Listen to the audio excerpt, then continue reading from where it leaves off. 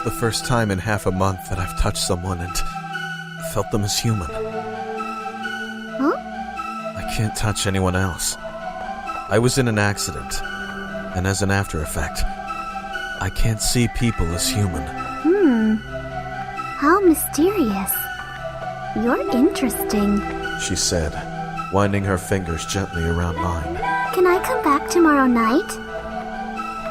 Yes, of course. But are you alright with that? Sure. The night belongs to me. And so our nightly rendezvous began.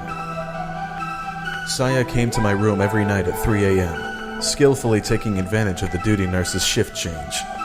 I was astonished to learn that she was living in hiding, inside the hospital. It's so big that I never run out of hiding places, she said, answering my surprise with a nonchalant smile. She told me that she had been living in the suburbs with her father, a doctor teaching at the hospital, but had found herself all alone when one day he stopped coming home. After tiring of waiting for her father at home, Saya had decided one night to sneak into the hospital, where she'd lived for over 2 months while searching for his whereabouts. Don't you have to go to school? No. Dad taught me everything I need to know. I'm really smart, you know. She was a strange girl. While she looked and talked like an innocent child, she also had the ability to hide from adults and feed herself.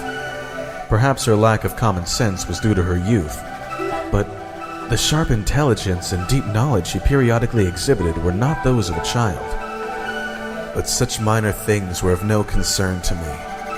To me, Saya was the only other human in a world gone mad. Her existence meant far more to me than the standards of society. Isn't it dangerous here? Have you ever thought that you might be found? Nope, never. I don't have to worry about finding food here, and it's a lot more fun than staying in Dad's house by myself.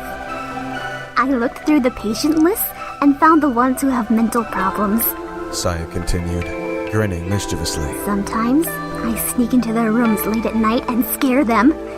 Even if they raise a big fuss, nobody believes what mental patients say. They just brush it off as a bad dream. Her confession reminded me that the hospital was famous for its ghost stories. Who could have imagined that there was actually a real girl impishly roaming these hallways? So that's why you came into my room at first? Yeah. Sorry. Are you mad? While her pranks were hardly praiseworthy, I couldn't bring myself to scold her for the very thing that brought us together. You shouldn't do it anymore. Will you come talk to me at night instead? Yeah, that's more fun for me, too.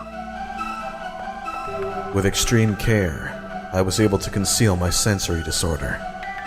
It was glaringly obvious that the doctors had no way to cure me, and the fact that I had just undergone a new treatment, clearly still in the trial and error stage, made me even more cautious. How much interest would the doctors show in a patient exhibiting such an unusual side effect? As a medical student, it was easy for me to imagine the clinical coldness of the researchers. For the sake of my dignity, I was not about to become a pitiful guinea pig. And so I hid my everyday discomfort and loathing behind a mask of normalcy, convincing the doctors that any signs of stress were merely a result of hospitalization. Saya was my support. Looking forward to her nightly visits was the only thing that gave me the strength to overcome my daily torture. Having hope can make an enormous difference in a patient's progress. With the aid of my secret nurse, I recovered at a pace that left the doctors stunned.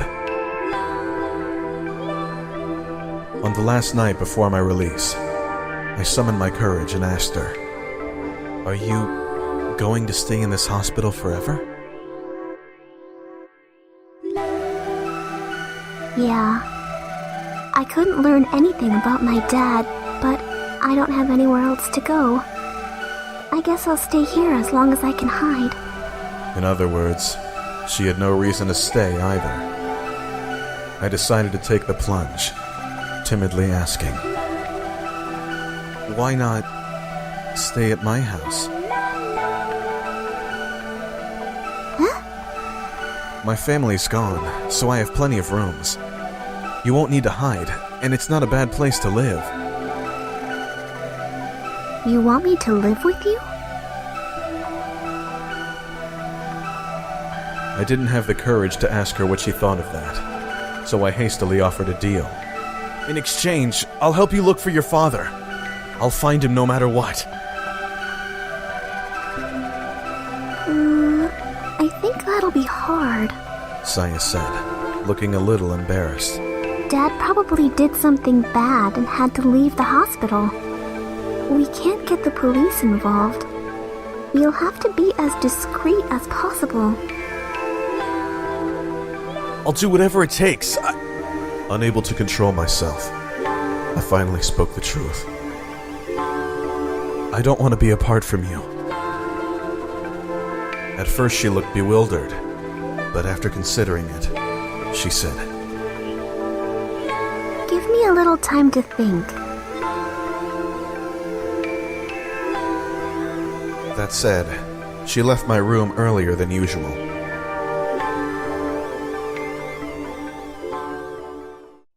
On the day of my release, I managed to smile as I accepted the hideous, foul-smelling celebratory bouquet. The flesh beasts calling themselves Kouji, Yoh, and Oumi came to pick me up. They had come to see me any number of times during my stay, but it never got easier to see my old friends change so horribly. My sudden tears of despair drew suspicion, but I managed to explain them away as tears of joy. As we walked through to Kouji's car through the halls, lobby, and parking lot, I desperately averted my eyes from the grotesque world and looked for Saya, but she was nowhere to be seen. I stared through the car window at the hospital fading in the distance, praying for a last glimmer of hope. But Saya never appeared. After Kouji and the others dropped me off in front of the house I'd grown up in, I took another look at my surroundings. I'd never moved, having lived my entire life in this one house. There had been no other place for me to call home, but now, everything had mercilessly changed. As I walked from the gate to the front door, I looked over the garden and trees. I had many memories of childhood there, and I could feel them being defiled by the twisted, festering shapes before me. There was nothing familiar left in the house, nothing to evoke fond memories. What I had once called home was now a whole other world. "I have no home," I whispered, with a smile of self-pity.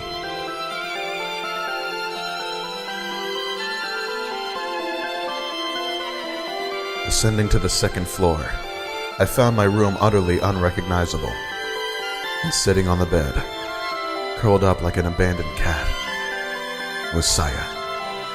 As I stood there in shock, she looked timidly up at me and in a tiny, weak voice said, Can I really stay?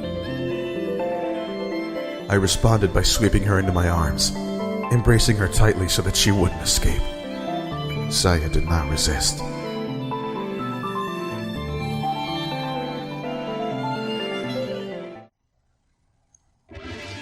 Having arrived in front of the Sakisaka house, Oumi takes a deep breath to calm her nerves. Her anger doesn't abate, of course, but she knows that it won't help to be so enraged that she can't even say what she came to say. While waiting for a response from the intercom, she looks over the patch of yard that she can see from outside the gate. Even Oumi is insensitive enough to complain about other people's housekeeping, but this is beyond the pale. The grass is growing wildly, and there are piles of dead leaves everywhere. It doesn't just look untended, it looks like an uninhabited ruin. It's still light out, but every window has its rain shutters tightly sealed. Oumi guesses that they weren't just shut early, but have been for some time. Just what kind of life is he leading? Even if he no longer has a family, this level of negligence is going too far. And is it just her imagination? Or does something stink like rotten meat? It couldn't be coming from the yard, could it? There's still no response, so she presses the buzzer again and again and again. Finally, after this has gone on for over 10 minutes, Oumi loses her patience and opens the cover of the intercom. As she expected, the power has been disconnected.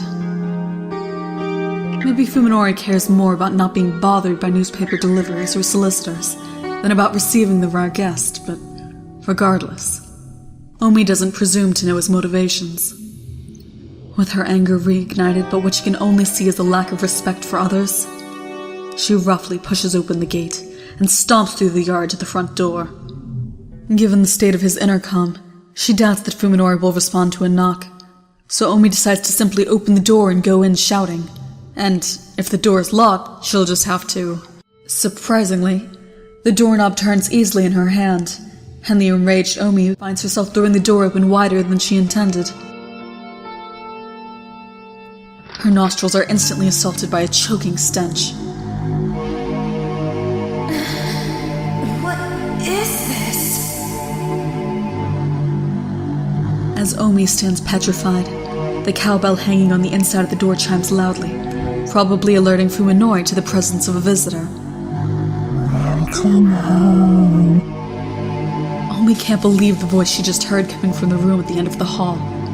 It was clearly inhuman, yet the intonation was too complex to have been made by an animal. Is someone there? There is no response. Instead, she hears the squishy sound of something soft and wet flopping its way down the hallway. Finding it difficult to place a meaningful image to the voice she just heard, Oumi stares blankly at the empty vestibule. There's nothing inside.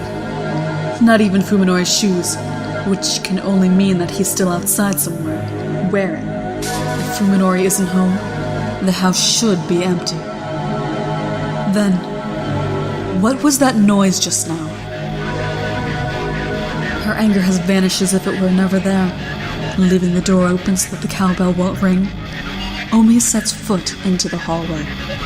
The floor creaks, setting her nerves on edge. Oumi herself isn't sure why she's sneaking around like a burglar, but something tells her to make as little noise as possible. The potency of the stink inside the house makes the whiff she caught outside pale in comparison. It's sickening, like piles of fish guts have been left to rot. Has food been left to spoil in the kitchen? She also notices a sound coming from the end of the hallway. Stepping gingerly on the creaking floorboards, Oumi makes her way to the end of the hallway.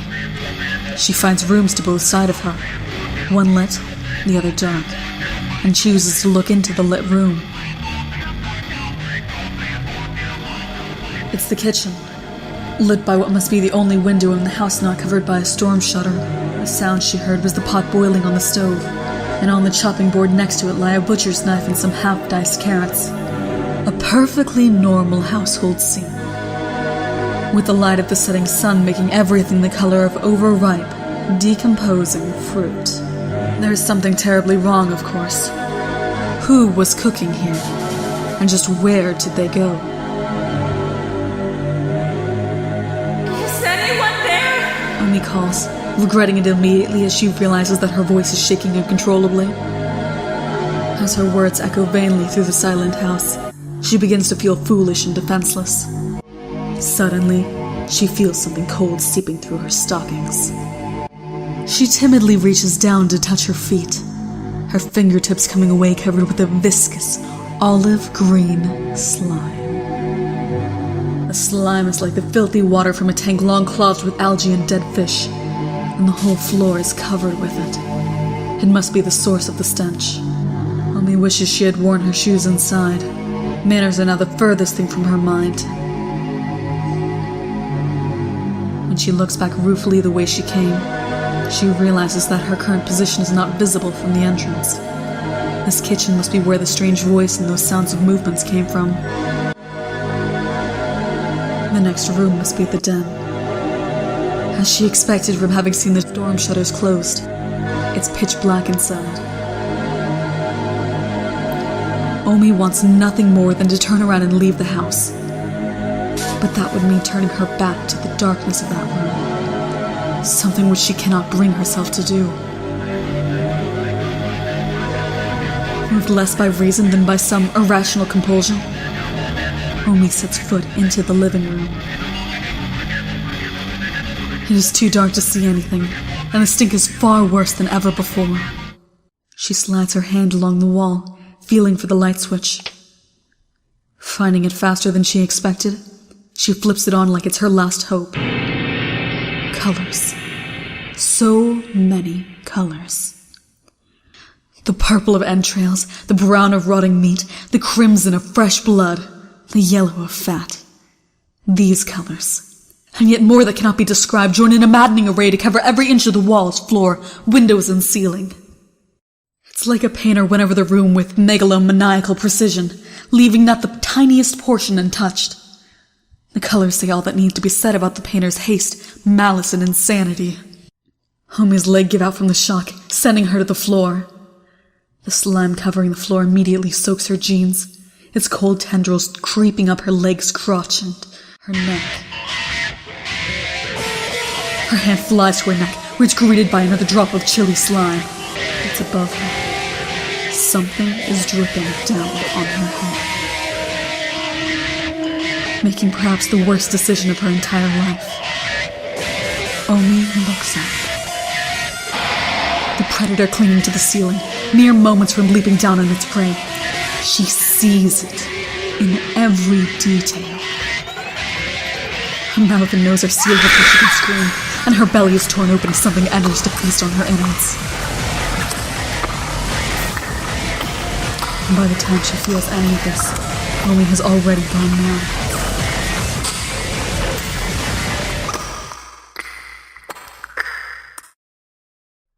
I bit the bullet and tried to take the train, but the rush hour crowds were so bad that I had to get off halfway and walk. I'm running pretty late. I wonder if Saya's worried. I just hope she's not mad.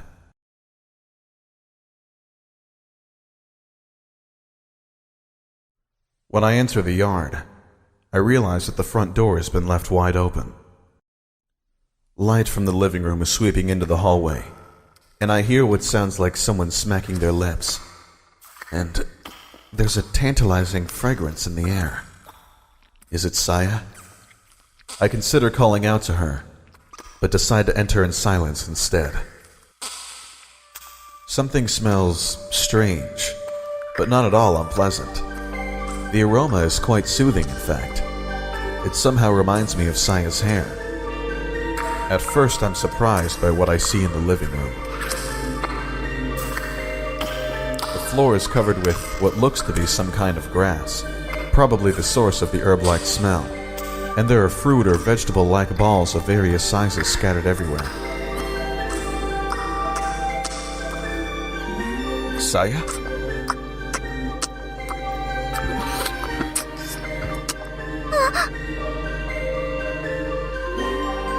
Saya turns around, her eyes wide with surprise. She then looks away sheepishly, like a child caught at some prank. What are you eating? This is... well... She stammers, so flustered that I feel bad for her, remembering that she has never eaten in front of me before. I realize that she must be quite embarrassed. I suddenly feel like I've done something awful, as if I'm a low-life peeping Tom.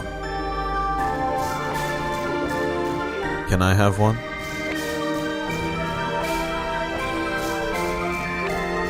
I scoop up the closest fruit thing and pop it into my mouth, ignoring Saya's attempt to wave me off. It has a strange texture. It feels soft and pliable, like a peach or pear. When I bite into it with my back teeth, a succulent juice fills my mouth, combined with a sharp, strong fragrance. It's unlike anything I've ever tasted. How did you prepare this? Did you use any seasoning? It wasn't that complicated. I just took it apart and then melted it a little to make it easier to eat. It's practically raw. Oh? I pick up a different lump, this one consisting of fruity flesh encasing a hard core. Tearing a chunk off in my mouth, I find that it has a similar taste to the last one. Hey, are you okay? That's Yeah, even I can eat this. In fact, it's good. Really? At first, Saya looks dumbstruck, but soon she starts laughing mirthfully. Oh, so this is what you like!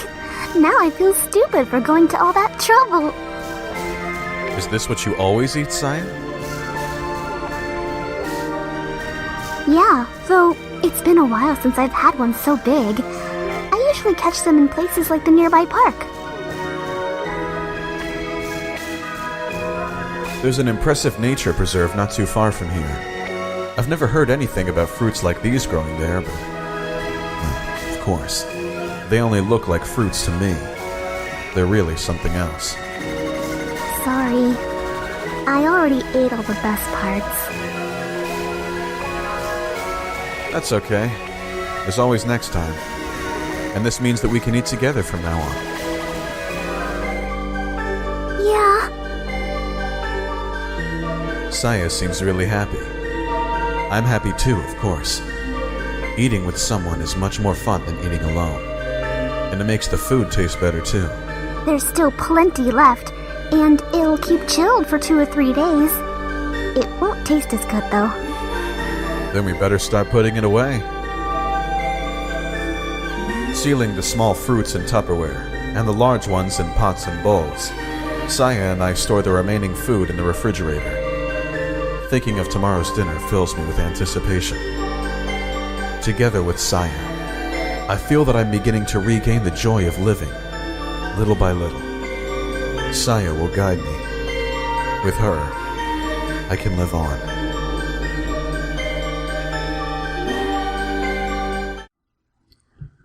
True Scary Stories. Hospital Edition.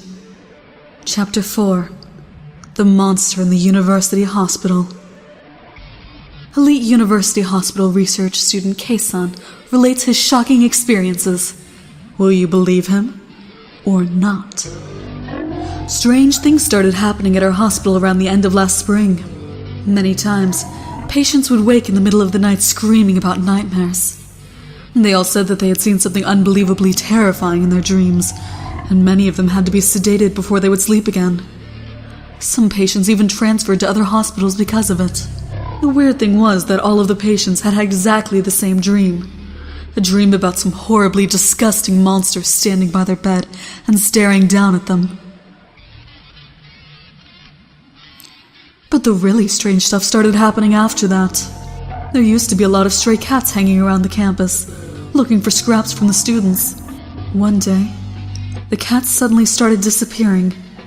And it wasn't that they'd stopped coming. It was more like they'd vanished from the area entirely, and then people stopped walking their dogs around.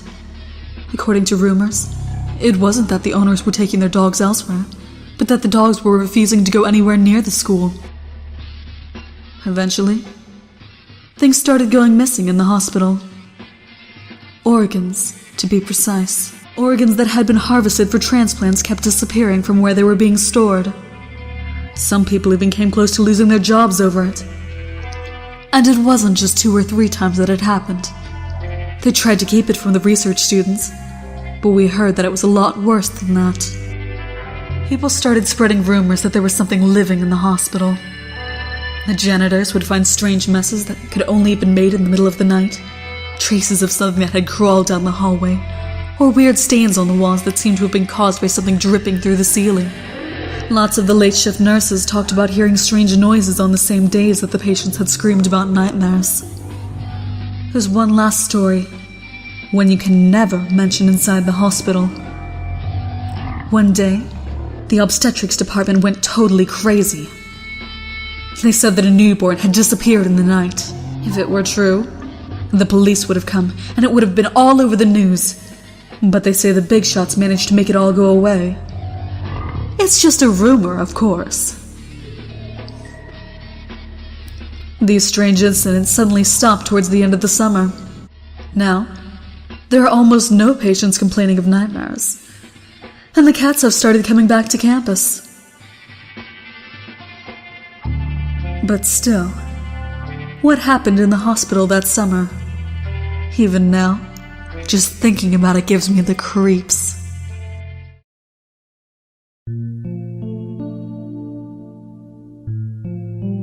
Nothing. And this is the third day that they haven't been able to get in touch with Oumi. There's no sign of her having returned to her apartment, and even her family doesn't know anything. Her parents have already filed a missing persons report. Well, you know her. She'll probably just pop up somewhere like nothing happened. Yeah, I hope so. Yoh replies with a gloomy expression. She's worried about Oumi, of course, but the incident with Fuminori 3 days ago must still be weighing on her mind as well. Yoh hasn't seen Fuminori since then, and Fuminori hasn't made any effort to approach them. 4 people used to meet in this cafeteria between classes, but now there are only 2. Hey, Tono-kun, let's keep thinking. Isn't there somewhere Oumi-chan might have gone? No. Kouji answers evasively. I checked them all already. It's a lie, of course. Kouji knows where Oumi planned to go that evening, but he doesn't want to bring Fuminori up in front of Yoh. Their awkward silence is mercifully broken by the bell signaling the start of the next period. Well, I've gotta go. Yeah. If Kouji isn't mistaken, Yoh is supposed to have class next period too, but she continues to sit there like she's in a trance. Unable to come up with anything to say, he reluctantly leaves the cafeteria. Both Oumi's disappearance and Yoh's depression worry Kouji, and both problems lead back to the exact same place. What the hell is Fuminori doing? When Oumi went missing, the first thing Kouji did was question Fuminori. The last time he'd seen Oumi was just before she'd stormed off to give Fuminori a piece of her mind, after all.